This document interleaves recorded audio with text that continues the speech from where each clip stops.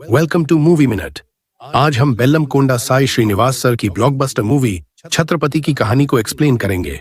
छत्रपति एक action packed movie है जो 2023 में रिलीज हुई थी। यह फिल्म 2005 की तेलुगु क्लासिक फिल्म छत्रपति का रीमेक है, जिसमें प्रभास ने लीड रोल निभाया था। इस मूवी में बेल्लमकोंडा साई श्रीनिवास ने शिवाजी के रोल को प्ले किया है, जो एक पावरफुल और कूरेजस कैरेक्टर है। तो चलिए शुरू करते हैं और देखते हैं कि शिवाजी की कहानी क्या है और कैसे वो अपने लोगों के लिए लड़ता है।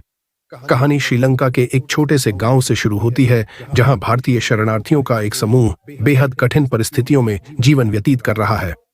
ये लोग भारत से आए थे, लेकिन हालात की मार के कारण यहाँ फंस गए थे। स्थानीय उग्रवादी इन शरणार्थियों पर अत्याचार करते हैं, उन्हें गुलामों की तरह रखते हैं और उनके साथ अमानवीय व्यवहार करते हैं। इन्हीं शरणार्थियों के बीच एक महिला अपने 2 बेटों के साथ रहती है, एक बड़ा बेटा अशोक और एक छोटा बेटा शिवाजी। शिवाजी अपनी मां से अत्यधिक प्रेम करता है और हर समय उनके आसपास ही रहता है।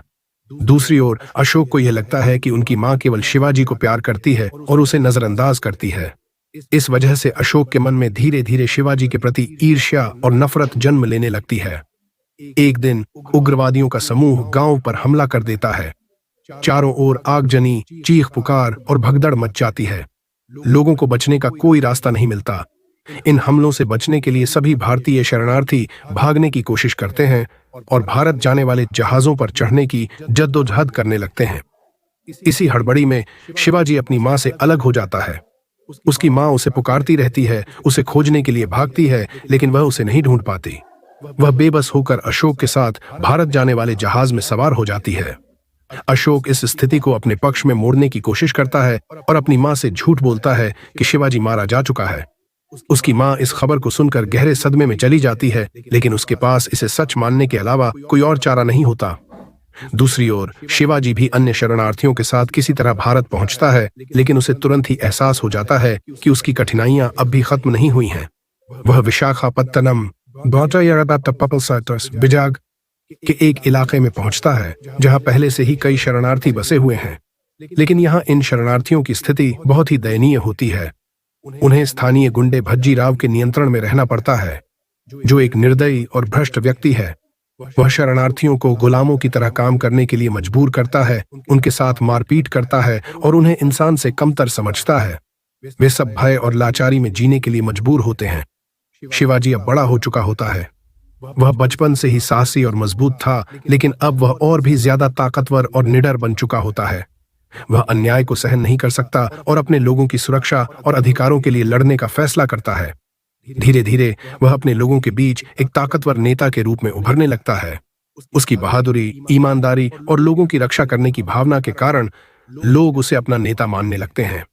इसी दौरान उसकी मुलाकात नीलू नाम की एक लड़की से होती है। शुरुआत में नीलू को शिवाजी से नफरत होती है, क्योंकि उसे लगता है कि वह भी अन्य गुंडों की तरह हिंसा करता है। लेकिन धीरे धीरे जब वह शिवाजी का असली स्वभाव देखती है, कैसे वह गरीबों की मदद करता है, कैसे वह अन्याय के खिलाफ लड़ता है और कैसे वह निस्वार्थ रूप से अपने लोगों की सेवा करता है, तो उसका दृष्टिकोण बदल जाता है। धीरे धीरे वह शिवाजी से प्रेम करने लगती है। इस बीच भज्जी राव को यह महसूस होने लगता है कि शिवाजी उसके साम्राज्य के लिए एक बड़ा खतरा बन रहा है।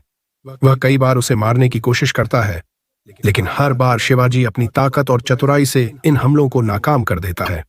आखिरकार एक बड़ी लड़ाई में शिवाजी भज्जी राव को हरा देता है और शरणार्थियों को उसकी दासता से मुक्त कर देता है।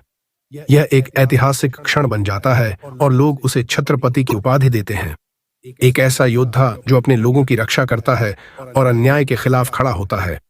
इस बीच अशोक को यह पता चलता है कि शिवाजी जिंदा है और अब बहुत शक्तिशाली बन चुका है। उसे यह डर सताने लगता है कि अगर उसकी मां को इस बारे में पता चला तो वह उसे छोड़कर शिवाजी के पास चली जाएगी। इस डर से वह अपनी मां से सच्चाई छिपाने के लिए हर संभव कोशिश करता है। वह चाहता है कि शिवाजी कभी अपनी मां से न मिल सके। अपने स्वार्थ और ईर्ष्या के कारण वह शिवाजी के खिलाफ साजिश रचने लगता है। अशोक रस बिहारी नाम के एक बड़े गैंगस्टर के साथ हाथ मिला लेता है। रस बिहारी एक खतरनाक अपराधी होता है जो शिवाजी को खत्म करना चाहता है, क्योंकि उसकी बढ़ती ताकत से उसे खतरा महसूस होता है। अशोक और रस बिहारी मिलकर शिवाजी के खिलाफ कई षड्यंत्र रचते हैं, लेकिन शिवाजी हर बार बच निकलता है और उन पर पलटवार करता है। आखिरकार एक भयंकर लड़ाई छिड़ जाती है। रस बिहारी और उसके गुंडे शिवाजी पर हमला करते हैं, लेकिन शिवाजी अपने साहस और शक्ति से उन सभी को हरा देता है। वह रस बिहारी को मार देता है और अपने लोगों को हमेशा के लिए भय और अत्याचार से मुक्त कर देता है। उसकी यह जीत केवल एक लड़ाई की जीत नहीं होती, बल्कि यह उसके लोगों के लिए एक नई आशा की किरण होती है। अब शिवाजी के जीवन का सबसे महत्वपूर्ण क्षण आता है, अपनी मां से मिलना। जब उसकी मां को सच्चाई का पता चलता है तो वह पूरी तरह टूट जाती है। उसे एहसास होता है कि उसने अपने जीवन के सबसे बड़े सत्य को नहीं पहचाना और अपने सच्चे बेटे को भूलकर एक धोखेबाज बेटे का साथ दिया। वह रोती है, पछताती है और अपने किए पर अफसोस करती है। शिवाजी और उसकी मां का मिलन अत्यंत भावुक क्षण होता है। दोनों एक दूसरे को गले लगाते हैं और उनकी वर्षों की तड़प और दर्द खत्म हो जाती है। अशोक, जिसने अपने स्वार्थ के लिए अपनी मां और भाई को धोखा दिया, अब अकेला रह जाता है। उसकी मां उसे माफ नहीं कर पाती और वह अपनी करनी का फल भुगतता है। शरणार्थी, जो वर्षों तक दमन और उत्पीड़न का शिकार रहे थे, अब स्वतंत्र होते हैं। वे खुशी से झूम उठते हैं और शिवाजी को अपना उद्धारकर्ता मानते हैं। शिवाजी, जिसने अपने लोगों के लिए अपना जीवन समर्पित कर दिया, केवल एक योद्धा नहीं, बल्कि एक आदर्श बन चुका होता है। एक ऐसा व्यक्ति जो हमेशा सच्चाई, न्याय और अपने परिवार के लिए लड़ा। वह अब केवल एक इंसान नहीं, बल्कि एक छत्रपति बन चुका होता है।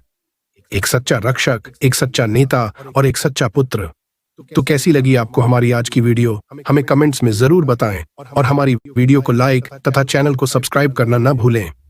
धन्यवाद और अलविदा। हमारी अगली वीडियो के लिए बने रहें।